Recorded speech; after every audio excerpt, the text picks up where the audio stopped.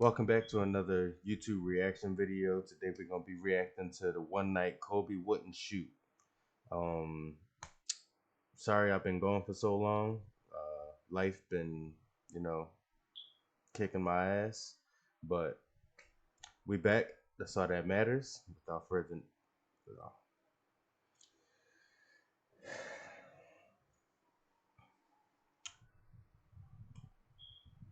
we ain't gonna do too much talking. We're gonna get into this video. Cue that intro.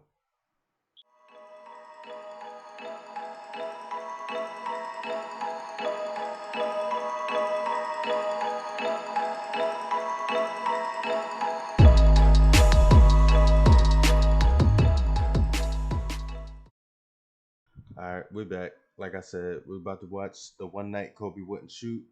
I'm not a real big basketball fan like that. I watch way more football than I do basketball. Only time I really watch basketball is if my team is playing, and even then, I'm only really watching highlights. I was thinking about if I, brought that over to this channel to just watch some Portland Trailblazers. That's what my team is. I know we ain't good. I ain't gotta hear it in the comments, but look, that's my team. I'm sticking with them. I'm not bandwagon. I'm not about to jump to whoever winning. Um, it's my team and I'm rocking with them. But like I said, we're about to tune into this video. I'm pretty interested in to see what happened, what caused Kobe to not shoot the ball. I know he was extremely petty, but we're about to figure it out.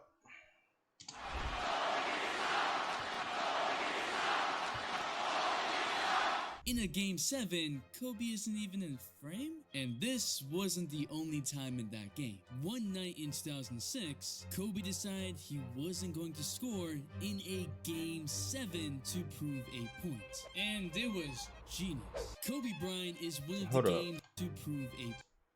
Was this the game 7 where he chose not to score? Because that's crazy. They got blown out by 31. 90 to 121. That's crazy. And it was genius. Kobe Bryant is one of the game's greatest scorers. He has made over the glass, Kobe, and missed the most shots ever. He told Shaq, come back in. Hey, dude, you gotta throw me the ball. I said, man, that get it off the rebound if I miss, bro. Heck, he even took this. Embarrass you as much. Kobe, he had. Bruh. So how do we get to a game yeah, the where whole he team on it. doesn't want to shoot? I'm gonna outline what exactly went down, the 3 steps to Kobe's plan, and how it changed the entire NBA. Starting with what was on the line. What is up, dudes, that's ballers players? It's your boy MJ. You see, Kobe was getting called a number 2, a guy who couldn't win without the most dominant player in NBA history, Shaq. Sure, Kobe was a star. He was a 3-time champion, averaged 30 points in the playoffs during a time where teams would score 80 points in a game. That's so low. But since Shaq left the Lakers, they had done nothing. In the prime of Kobe's career, the Lakers missed the playoffs in 2005. The first time in a decade. And well, the perception wasn't so great. Allen Iverson said, "There ain't no number 34 around here no more." Damn, that's gotta hurt. In Kobe's own words, You can't win without Shaq. Okay. I had no response, right? So I had to just bide my time until. But I remember that fan, he was in Sacramento.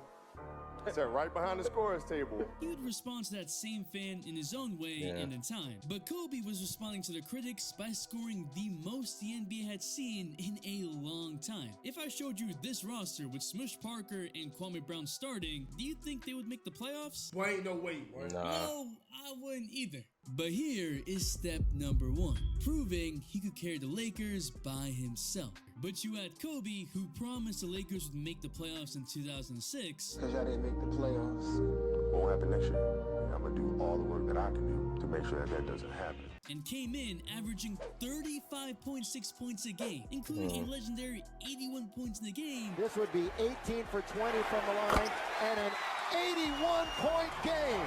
and maybe you have a chance. Nothing could stop Kobe, hell-bent on dragging this team to the playoffs, and the Lakers were the number 7 seed, set to face the number 2 seed Suns in the playoffs, and the media seemed to be back on Kobe's side. Anybody with sense should know Kobe's the man right now. It doesn't make sense that during Kobe's best scoring season, he would all of a sudden not take a shot in a game in the playoffs, especially since even though the Suns were the heavy favorites in the series, Kobe and the Lakers would go up 2-1, and in game 4, Kobe hits the game-tying shot. Then the And that was an game-winning and-one. shot. The Lakers are up 3-1. They're on the verge of a big upset, Kobe finally showing he wasn't just a number 2 option. But how was a number 7 seed Lakers being the number 2 seed Suns? That Suns team had a 2-time MVP, Steve Nash was cold, leading man. a historic offense. And A up lot of until these that young point, boys don't the know Steve series Nash had is been cold. very physical. Kobe dunked in Steve Nash's face in game 2. But hadn't really had insane scoring outbursts, which was weird because during the regular season, Kobe had averaged 42.5 points against his Suns. But the Lakers went 1-3, so Phil Jackson said our game plan was to have Kobe draw double teams, then feed Kwame and Lamar down low. Wow, they really thought to feature Kwame Brown in a playoff series, and it worked for the first 4 games. Kobe was only averaging 23 points, still shooting quite a bit, but moving the ball around more. Kwame went from averaging 5.4 field goal attempts in the regular season to 9.3 in the playoffs. But here's where it all went wrong. The Suns caught on, and by game 5, decided to double Kobe less and less, and leave it to Raja Bell, who couldn't guard Kobe and clotheslined him. The Suns Bro, were frustrated, no doubt, but they won game 5 and kept the same strategy into game 6. But here's where it all took a big turn. Kobe I'm not was gonna hitting lie. into Suns were frustrated, no doubt, but they Not gonna won lie. game 5 and kept the same strategy into game 6. No doubt, but they won. Couldn't guard Kobe and clotheslined him. The Suns were frustrated, no doubt. If but that they was won LeBron, game he would've 5 been and hurt. Kept the same strategy. He'd have been out into for game a 6. good 2-3 But here's weeks. where it all took a big turn. Kobe was hitting shot after shot after shot. I lost track of how many mid-ranges he was shooting over the Suns defenders just to keep the Lakers in the game. And then this clutch 3 and a layup to put the Lakers up by 3 with 30 seconds left. But the Suns, with their last chance, hit a 3 to go to OT. And despite 50 points from Kobe shooting 57% from the field, 63% from 3, the Lakers lose. The series is tied 3-3. And the And then they media said went Kobe in, sucked. but not on the Lakers, on Kobe Bryant for being a ball hawk. Despite the fact that the Lakers were 1 rebound away from closing the entire series and from talking about how clutch Kobe was, he was now the reason the Lakers lost. And this wasn't the first time. Throughout the season, you could find articles questioning whether Kobe was selfish. But there weren't doubts whether Kobe had helped his team throughout the season like there were after game 6. With all this in mind, on May 6, 2000, Alright, so right now we're about halfway through the video. I want to know what y'all thinking. Did y'all think Kobe was a ball hog? Or was he doing what was necessary to help his team win? I think it was a little bit of both. I think he liked being a ball hog, but at the same time, he was doing what was helping his team win. Like the dude just said, they was a rebound away from winning that game. If, Lamar Odom on that, on the end over there, grabbed that board, they win that round. They go into the next, round or whatever. Like I said, I don't watch that much basketball, but they go into the next game winning the previous one. And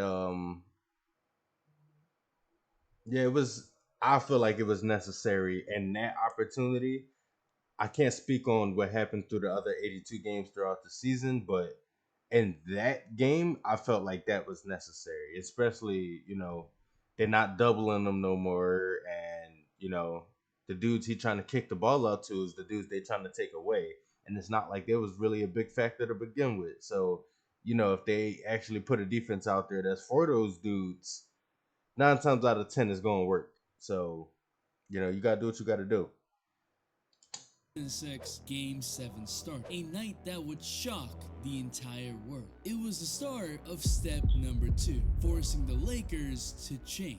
The Suns get off to a good start, and Kobe is just making impossible shots. Fadeaway, threes, you name it. The Suns crowd starts chanting, "Kobe sucks." And he just takes it in. He dropped 23 points in the first half, but the Lakers were down 15. Okay, so it's time for Kobe to turn up even more, right? Well, Kobe comes out passing into the post and backing up, and then passing and running away. Where is Kobe on the screen? Heck, he's watching Smush Parker try to hit a fadeaway. This is the same guy that is yelling at his teammates to foul and runs like a madman to do it himself. This can't be the same guy that just dropped 50 points the game before. Phil Jackson wanted to change the game plan in the second half of Game 7, from Kobe ball to running things through other guys.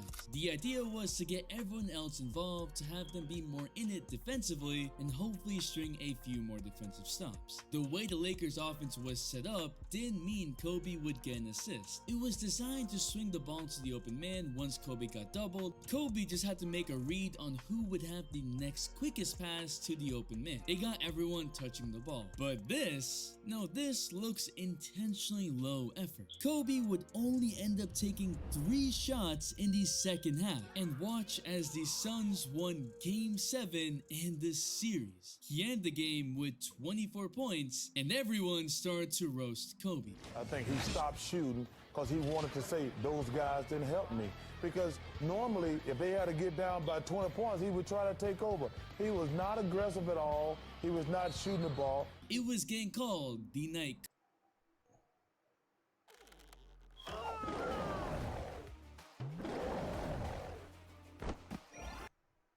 Kobe quit on the Lakers. The outlash was so bad that Kobe went on national television. All right, so what y'all think about that? Y'all think he quit on his team, or did you think he was trying to make a statement? Me, I feel like the playoffs is not a time to be trying to make a statement. I mean, especially if he was being called a ball hog all year. Game 7 in the playoffs is not the time to, try to prove a point. But I kind of understand where he was coming from. But like I said, I just don't agree with the whole timing of everything. And explained his Let me know what y'all think down below, though. Quarter was a double-digit deficit. Y'all think 12, he 13, quit, 14 or per was game. We he stuck to right the script for because we knew not in order scoring to no beat the more? Phoenix Suns, we have to stop them. And in order for us to stop them, everybody has to feel more involved. And when you play better offensively, when you hit down 1, 2 jumpers, all of a sudden your energy picks up. And behind the scenes, he cursed out Charles Barkley for 3 hours. 3 hours. Well, his texts were like cursing me out. I'm like, yo, man, I explained to you why I said what I said. But even with that sort of justification, what everyone had just witnessed couldn't only be explained by a game plan to pass from Phil Jackson. There's no aggression, no Black Mamba. But what if I told you that this could all be part of a master plan set by Kobe to get him to the finals? Kobe changed his number from 8 to 24 in the offseason, saying he wanted to move on to something different. It was clear to the Lakers front office that Kobe was unhappy with this team. And by the end of the next season, on May 30th, 2007, Kobe requested a trade. Yeah, I would like to be traded. As tough as it is to say that, as tough as it is to come to that conclusion. I think this is around the time he wanted to go to the Celtics, right? Wanted to rebuild right now, and telling Phil Jackson another thing. It wasn't a bluff. Kobe was tired of an aimless rebuild with no hope and was looking at homes in Chicago during the offseason. Okay. What made the threat more real was the possibility that Kobe's Game 7 performance was his indicator to prove a point that this team is horrible. That the Lakers franchise could not just rely on Kobe to keep them relevant. Kobe reported to training camp but sat out practices in October of 2007. It was all becoming real, and the Lakers were scrambling. Kobe's plan was working, and here was the final step: winning. In February of 2008, though, they would make a trade that would change the future of the NBA. The Lakers acquired Pau Gasol to pair with Kobe and immediately made the finals. But they would lose. There was more work to be done. Kobe's plan needed one last piece, a better version of himself as a leader. And if you like Kobe stories, I like making Kobe videos and working hard, so subscribe for more. Kobe worked hard to become a better leader, to get his teammates in the right mindset, got Pau Gasol to be tougher, and despite any quitter allegations, Kobe continued to put his legacy on the line and thrive. Winning his first chip without Shaq, Game 7 of the NBA Finals against Boston, doing whatever it took to win, and perhaps the most important, his ability to inspire a never quit attitude in chasing your dreams, your goals, to work for what you want, and not care of what anyone else has to say in your pursuit of greatness. Which is why most people forget about the night that Kobe didn't shoot. Miss you, Kobe. The only notification round shout goes to Big Wiggy. Thanks for the all-day support. If you want to see why Jeremy Lin got... Alright, so that's it for that. I would not call this video the night Kobe wouldn't shoot.